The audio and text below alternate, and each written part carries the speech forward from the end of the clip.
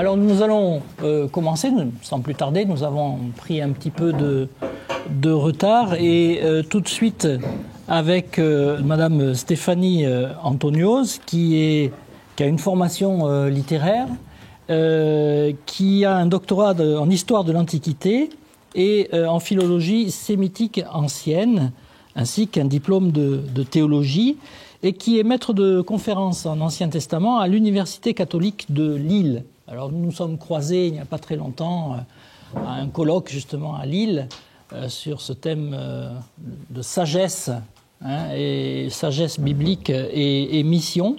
Et son approche est marquée par l'intérêt qu'elle porte à l'histoire et au comparatisme.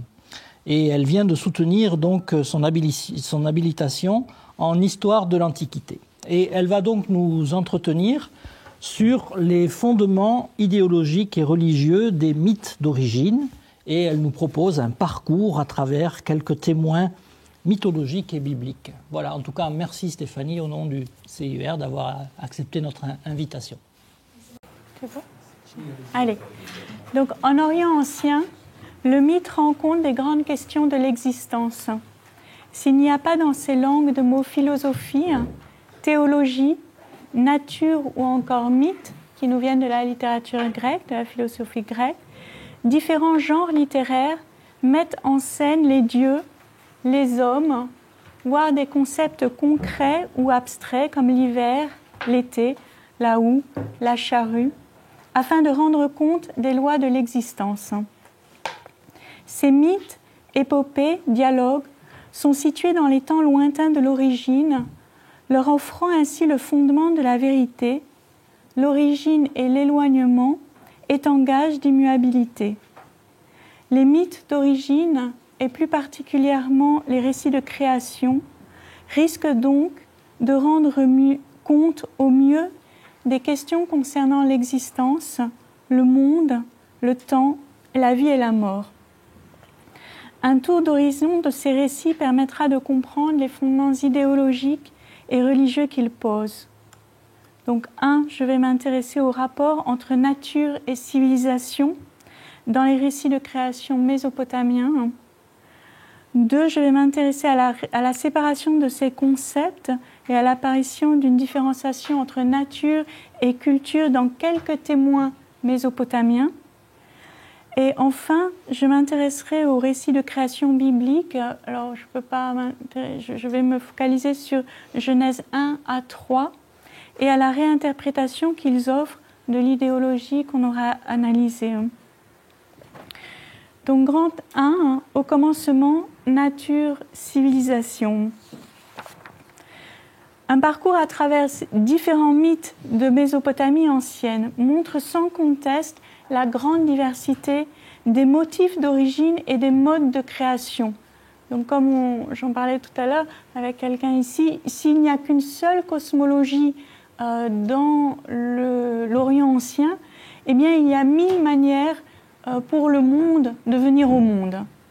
Donc, sur l'exemplier, en fait, vous avez un tableau qui présente dans la colonne les noms des mythes, dans la colonne de gauche, et puis ces différents motifs, c'est-à-dire que les choses peuvent apparaître par formation, souvent de l'argile, par procréation, insémination, par apparition, les choses ne font qu'apparaître, ou elles sont transformées par un verbe d'action particulier, ou elles apparaissent par le commandement, la parole divine. Donc il y a toute une série de motifs. Et si certains mythes, alors voilà, je ne vais pas rentrer dans le détail, ce qu'on aurait fait si on avait plus de temps ensemble. Si certains mythes n'ont recours qu'à un seul mode de création, ces modes ne sont pas pour autant exclusifs et il n'est pas rare de les voir fonctionner ensemble. Bon, alors si vous connaissez l'Enuma Elish, peut-être de nom, qui est ce grand mythe de la création babylonienne, eh bien, on voit plusieurs de ces motifs entrer en jeu dans le récit de la création du monde. Le travail qu'on peut faire sur ces différents mythes, alors qui était qui faisait partie de mon doctorat, et c'était de montrer leur fonction. Et j'avais, à la suite de cette analyse de l'ensemble des mythes, montré que souvent les mythes avaient pour fonction de faire jaillir l'eau, qui est l'eau de la vie, hein, l'eau qui donne la vie, hein, et que ce jaillissement peut être représenté de différentes manières, mais souvent simplement par la mise en service du système hydraulique. C'est-à-dire, on sait à Sumer et en Mésopotamie combien la crue doit être régulée pour que la vie puisse exister, hein. Donc le creusement et l'entretien des canaux, hein, est souvent l'un des motifs qui permet d'organiser la vie dans ces mythes de création. Donc cette eau jaillie est particulièrement importante pour comprendre la relation qui s'établit dès les origines entre nature et civilisation. Car l'eau jaillie est dans le mythe le don divin de la vie, et cette eau maîtrisée est la gloire de la civilisation mésopotamienne. Nature et civilisation apparaissent dès lors indissociables. Toute la civilisation est déjà présente et représentée dans ce don initial qu'est l'eau. Le jaillissement de l'eau est ainsi intrinsèquement lié à la naissance de la civilisation. C'est autant la nature qu'il sert à organiser que la civilisation qu'il permet d'instituer. Or, la civilisation ancienne en Mésopotamie repose sur le principe de la médiation royale. Donc là, peut-être, on peut simplement lire l'un des textes, qui est page 4, qui est page 3, qui est tiré d'une tanson, hein, qui est un dialogue intitulé « Oiseaux contre poissons ». Et là, on voit le dieu Enki, dieu créateur de Mésopotamie, qui répand bergeries, étables, qui institue dans le territoire villes et hameaux, qui multiplie les têtes noires, qui sont l'expression qui désigne en sumérien l'humanité, hein, et pour pasteur, il leur octroya un roi.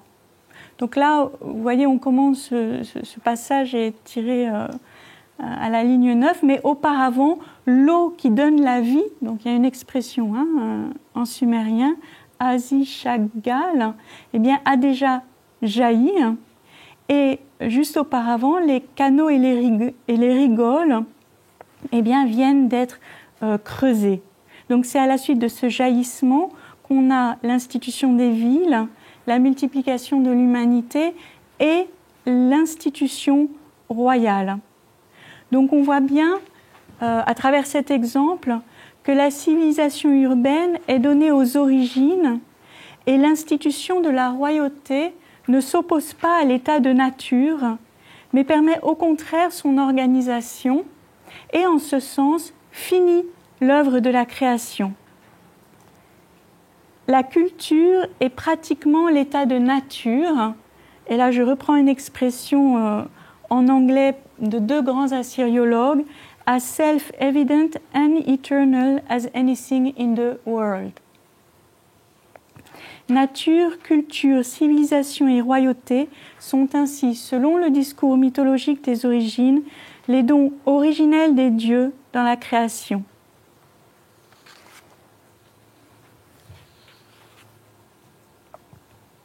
L'eau jaillie aux origines est véhiculée par les rois. Donc il y a toutes des représentations où on voit les rois portant un vase qu'on appelle souvent aux eaux jaillissantes. Et puis des expressions littéraires hein, où les rois deviennent des canaux de la bénédiction. Donc c'est bien cette eau jaillie, don divin des origines, mais véhiculée par les rois pour que cette vie donnée puisse se perpétuer. Eh bien, il n'est pas seulement question à travers cette eau jaillie d'une nature maîtrisée, il s'agit également des arts, de la culture, des sciences et en réalité de toute connaissance.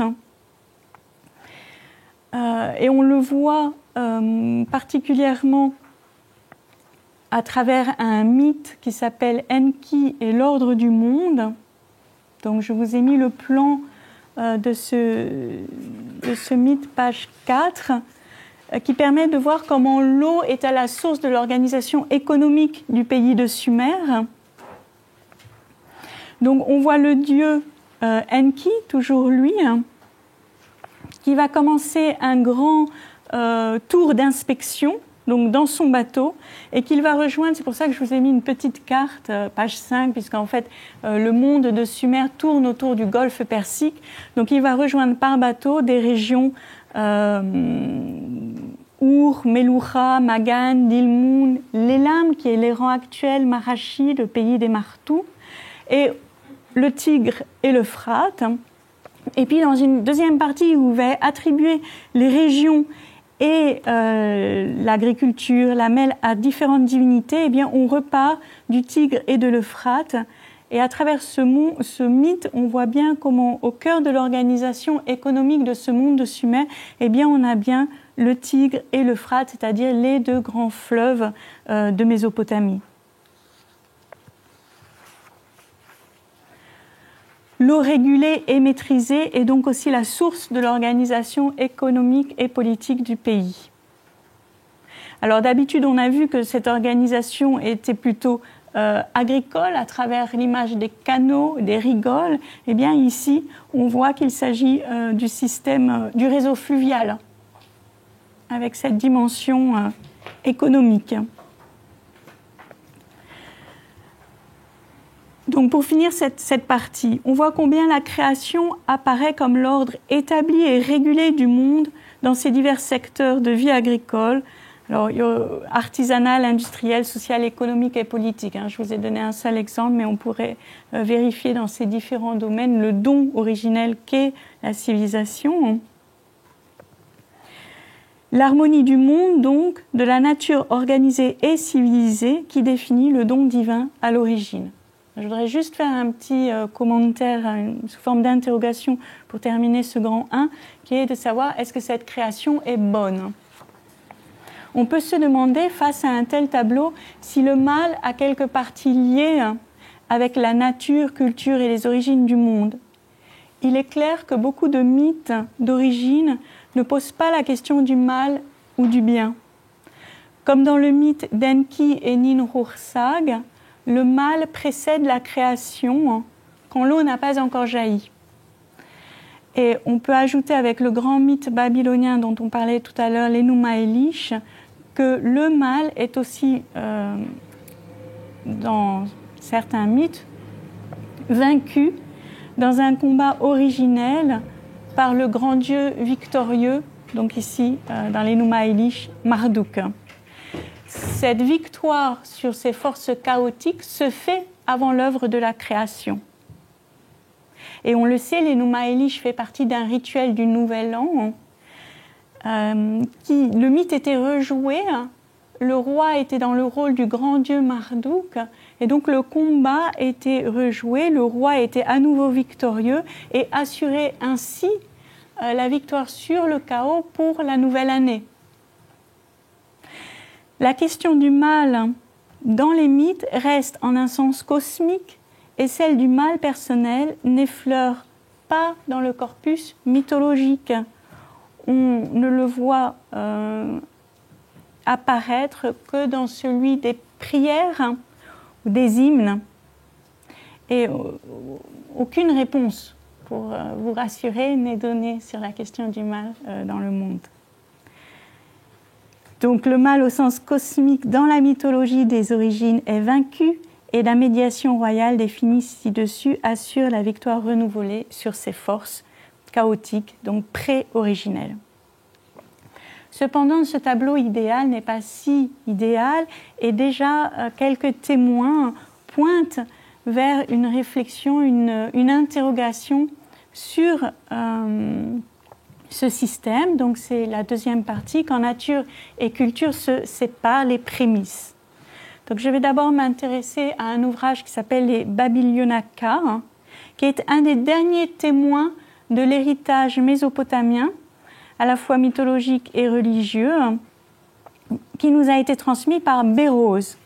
Alors Bérose, donc je vous ai mis page 5, le plan de ces Babylionaka.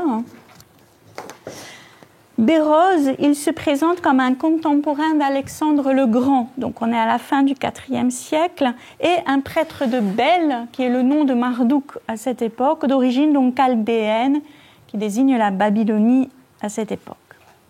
Mais sa maîtrise de la langue grecque et des conceptions grecques de l'histoire babylonienne, le fait même d'écrire son œuvre à l'instigation d'Antiochos Ier, indique qu'il a dû appartenir à la cour séleucide, sans doute en tant qu'astrologue.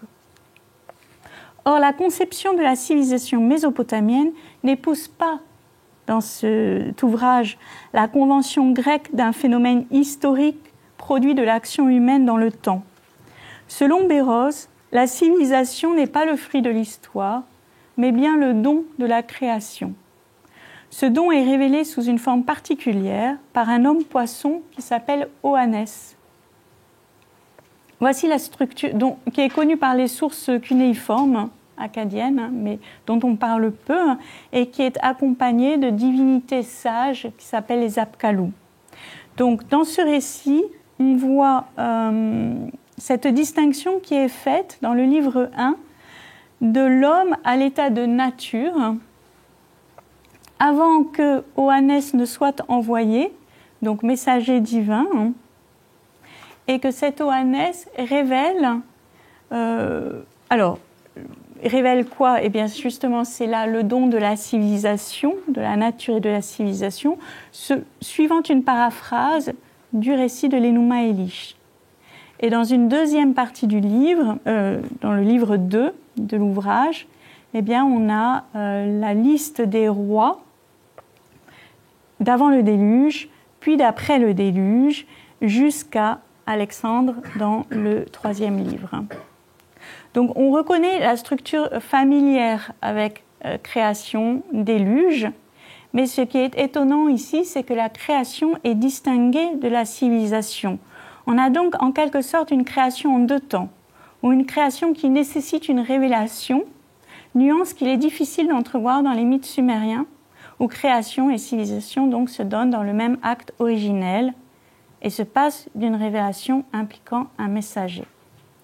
L'œuvre est résolument anhistorique, elle ne se soucie pas de la trame événementielle des règnes, mais elle se soucie de la continuité de la révélation d'Oannès, dont la royauté est garante.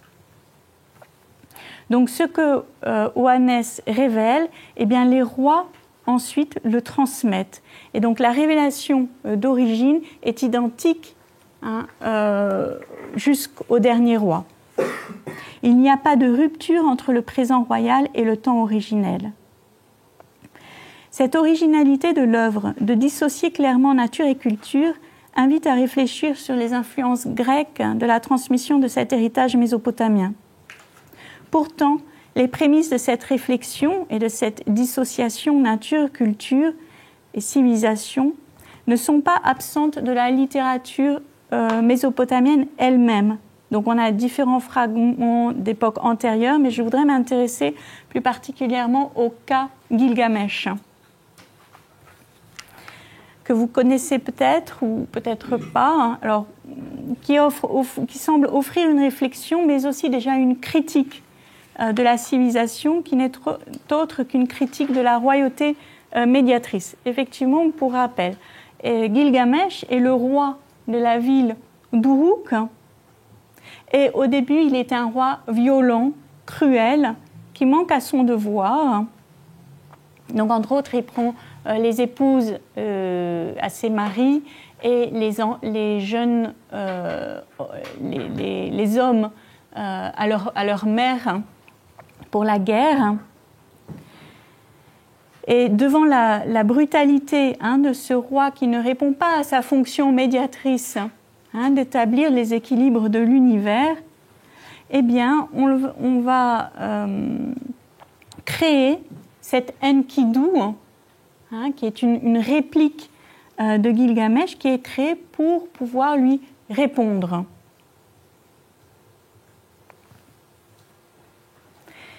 Et si le héros Gilgamesh symbolise clairement la civilisation, puisqu'il représente par définition l'institution royale, Enkidu, lui, est créé dans la steppe et représente l'état de nature. Alors, je vous ai mis différents textes. La description qui est faite de lui à sa création, donc, en fait un animal. Page 6. Il était velu sur tout le corps, sa chevelure avait la luxuriance de celle d'une femme, son abondante toison avait poussé dru comme les blés, il ne connaissait ni les humains ni même le pays civilisé, il était vêtu comme Chakan, qui est la divinité des blés, en compagnie des gazelles, il se nourrissait d'herbes, avec les hardes, il étanchait sa soif au point d'eau, avec les bêtes, il se délectait d'eau pure. Voilà. Et plus loin, eh bien, on le voit avec les bêtes, toujours, hein, en compagnie des gazelles. Alors, après, il y a Enkidu va être initiée, donc c'est une prostituée qui lui est envoyée, hein, et qui va le rendre homme. Si Enkidu, par son initiation, accède à la civilisation et donc quitte le monde de la steppe pour faire face à Gilgamesh, l'histoire montre que Gilgamesh va à son tour quitter la civilisation à la mort d'Enkidu, hein, puisqu'il perd son ami, qu'il va pleurer et qu'il va, à la suite de cette mort, chercher la vie. Et alors c'est très intéressant parce qu'on va voir Gilgamesh quitter son vêtement de civilisé et errer dans la steppe à la recherche de la vie éternelle. Donc Gilgamesh se laisse pousser les cheveux, il s'habille en peau de lion, il erre sans but, il fait un retour à la nature selon un rite de passage inversé. Hein. Non seulement la royauté de Gilgamesh est critiquée, mais le monde originel d'Enkidu devient le lieu de la quête de la vie. Ce renversement est saisissant, même si l'on sait que dans l'épopée, cette quête sera un échec, puisque si Gilgamesh va trouver une plante de vie, vous savez qu'elle lui sera dérobée par le serpent. Donc on voit poindre déjà de nombreux échos bibliques, hein, le serpent, la mort, l'Éden, puisque steppe en akkadien se dit Edinu, donc c'est exactement le même terme. Mais avant d'aborder les récits bibliques de la création, il me paraît important de souligner que c'est la question du mal qui se trouve derrière la royauté non assumée de Gilgamesh.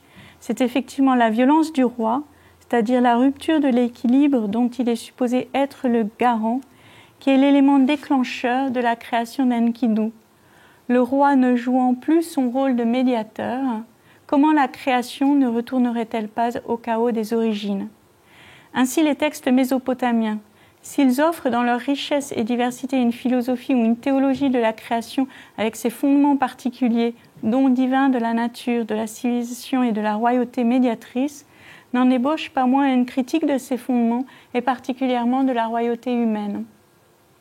Donc je vais m'intéresser maintenant à la troisième partie, hein, qui est celle de la théologie biblique de la création.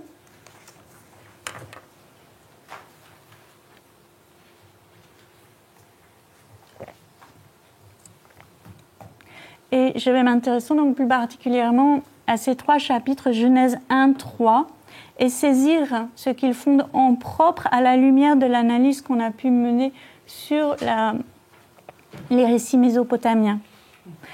Alors, je vais d'abord rappeler la structure et la composition de cet ensemble littéraire.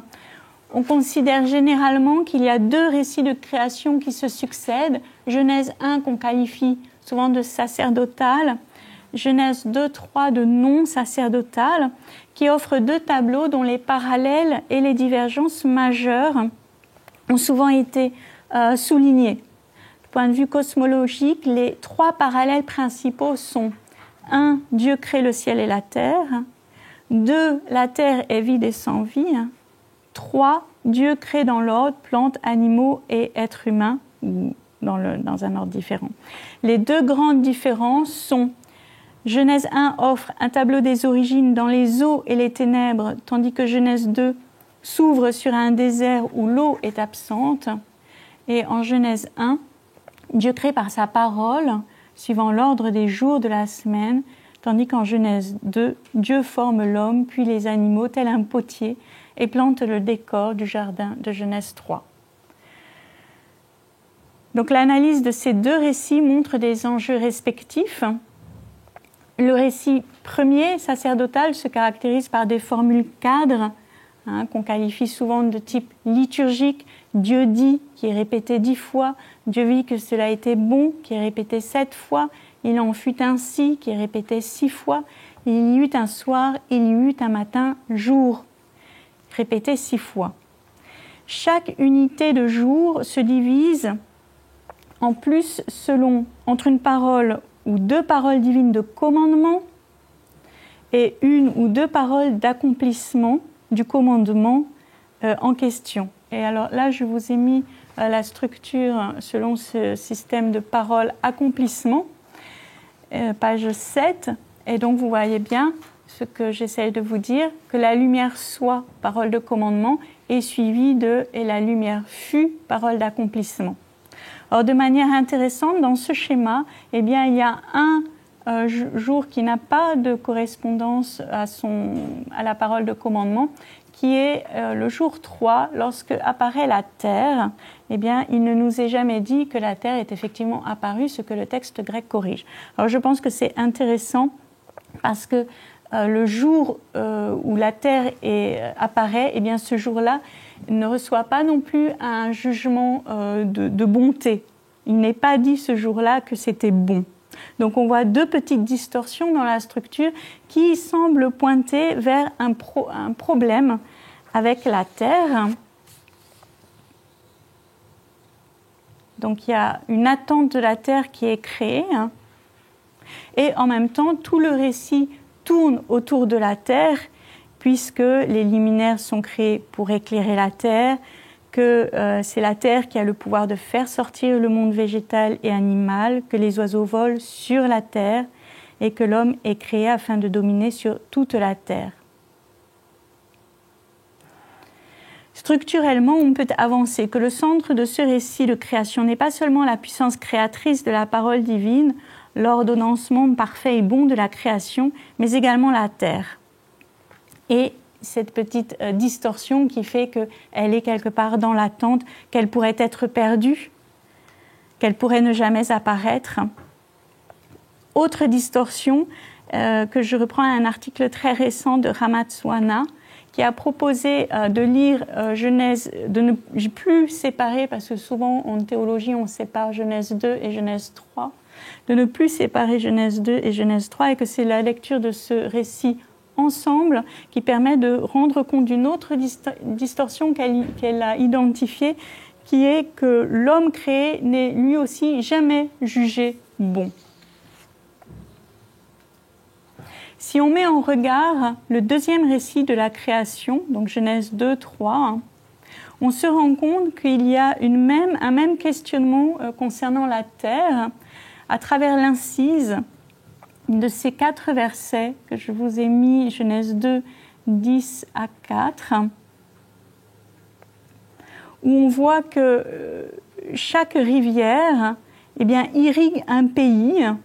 Alors en Genèse 2, 10, c'est cette petite rivière qui jaillit de la terre, qui irrigue le jardin de l'Éden, qui se dirige en 4 bras. Et puis on a le Pishon qui irrigue la terre de Havilah. Et puis, on a le Gihon qui irrigue la terre de Couche, le Tigre qui irrigue la terre d'Achour, et puis l'Euphrate qui, alors on s'attendrait évidemment à ce qu'il irrigue la terre d'Israël, qui n'irrigue aucune terre. Donc le verset concernant l'Euphrate, la transeuphrataine, ne nomme pas et ne mène pas à la terre d'Israël. Il est donc clair que la théologie biblique, tout en exposant de nombreux éléments de la mythologie et de la théologie mésopotamienne, s'en sépare fondamentalement. La civilisation n'y est pas donnée avec la création et encore moins l'institution de la royauté. La terre, même en filigrane, pourrait être perdue, ne jamais apparaître. Les récits manifestement deviennent étiologiques et rendent compte par avance de ce qui est l'exil, la perte d'autonomie nationale, la fin de la royauté. De plus, par la suite, l'état de nature et le nomadisme semblent s'opposer à la civilisation. C'est ainsi que la question du mal est, elle, exposée dès les origines, non pas un mal cosmique, mais au contraire personnel, au cœur de l'homme, qui va déclencher le déluge.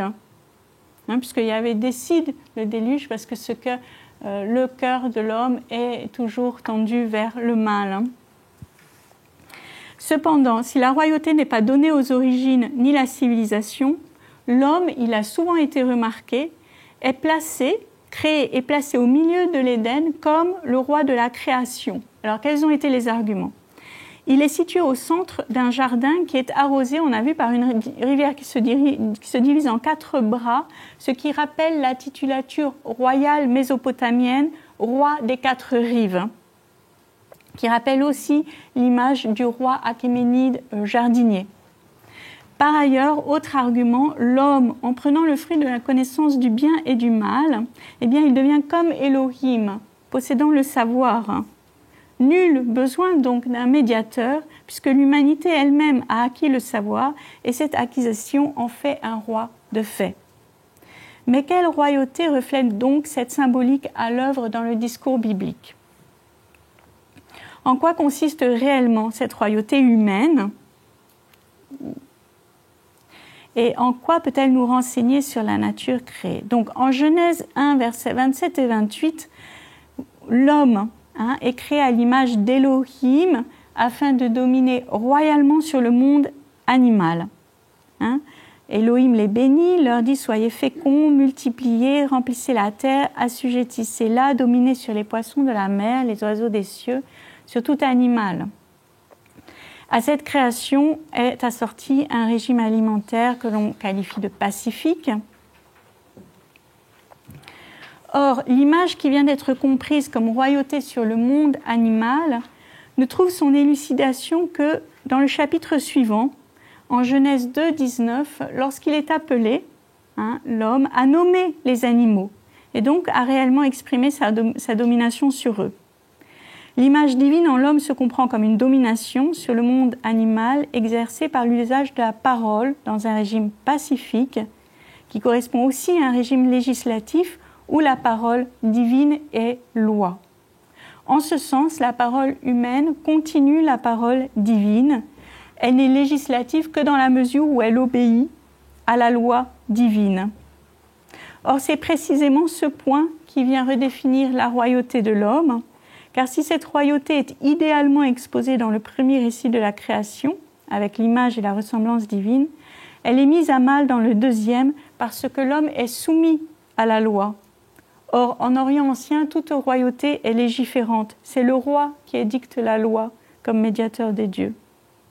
En Genèse 2, et ce dès le début, il y est soumis.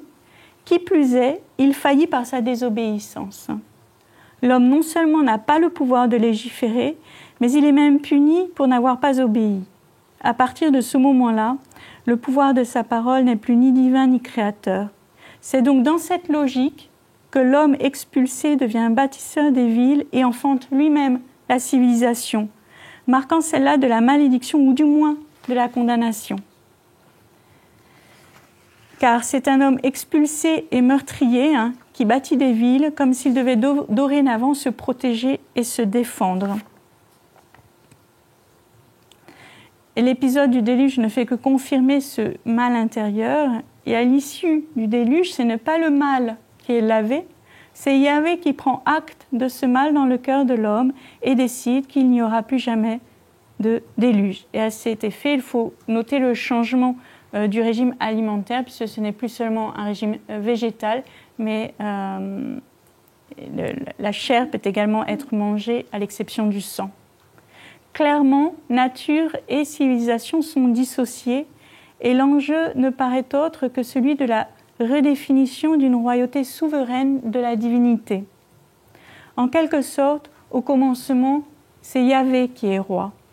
Si cette royauté se déploie à travers l'histoire de l'Alliance dans les textes bibliques, c'est parce qu'elle est déjà donnée à l'origine des temps.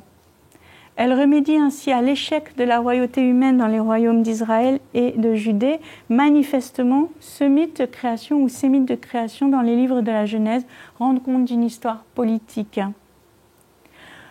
Au terme de ce parcours, s'il est vrai que les mythes d'origine exposent les lois de l'existence et fondent les institutions qui gouvernent cette existence, voire les critiques, comme c'est le cas de la royauté humaine de Gilgamesh, il est étonnant que dans les récits bibliques analysés, ce n'est pas une institution, mais bien un échec institutionnel qui est fondé et annoncé.